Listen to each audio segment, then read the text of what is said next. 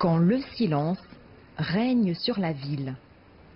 Par ce beau dimanche de septembre, ni moteur ni klaxon ne viennent troubler la quiétude inhabituelle des lieux.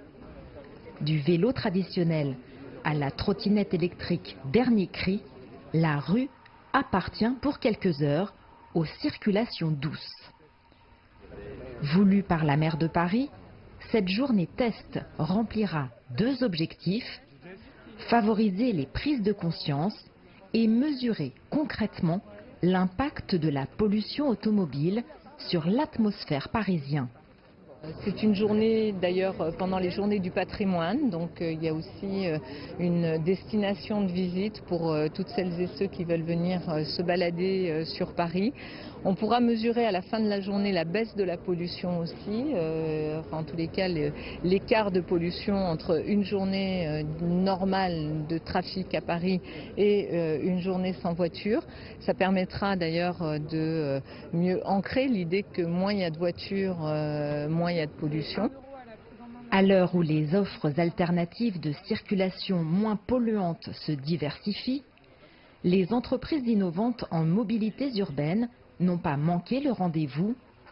Véhicules en autopartage et free-floating, en remplacement de l'autolib, vélos partagés connectés ou encore le tout nouveau chouchou de la ville de Paris, la trottinette électrique. L'offre s'enrichit pour s'adapter toujours mieux au mode de vie des utilisateurs. Cette journée sans voiture est très importante parce qu'elle permet aux Parisiens de se réapproprier leur rue et de se rendre compte qu'on peut vivre à Paris sans forcément avoir une voiture. Et c'est aussi très important pour nous de pouvoir montrer justement les alternatives qui existent.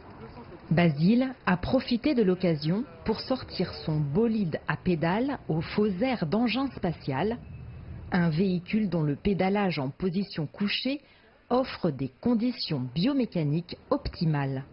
C'est un vélo couché avec une coque qui permet d'optimiser la pénétration dans l'air, donc qui permet d'aller beaucoup plus vite.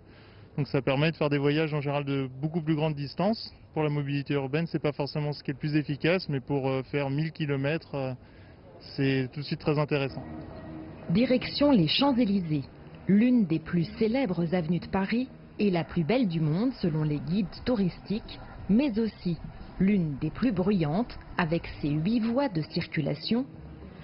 Piétonnisé pour la journée, le brouhaha a laissé la place au calme. Les promeneurs, à pied ou véhiculés, ont envahi l'espace entre la place de la Concorde et l'Arc de Triomphe, et il flotte même un petit air de vacances. Alors ce qu'on apprécie le plus, c'est de pouvoir... là nous sommes sur les Champs-Élysées, donc c'est pouvoir découvrir des axes de Paris sans bruit, sans pollution sonore, donc sans voiture et voilà, c'est très très agréable, on en profite. Nous on habite dans la banlieue de Paris et voilà, on s'est dit qu'on allait prendre les vélos avec les enfants et pour découvrir des endroits qu'on voit habituellement, on passe très régulièrement sur les Champs-Élysées, très rapidement en voiture. Là on prend notre temps, on se promène et... Je trouve que c'est une initiative vraiment absolument formidable. Je fais beaucoup de vélo dans l'année, en province, à Paris, et c'est vraiment une initiative. J'étais un petit peu déçu par le nombre de voitures en arrivant par Saint-Lazare, mais vraiment je suis très content et ma compagne également. Si la fin de l'automobile n'est certainement pas pour maintenant, on peut déjà commencer à entrevoir ce que seront les mobilités de demain, plus propres et plus silencieuses. Les solutions sont déjà là. Jade Charles, CGTN, Paris.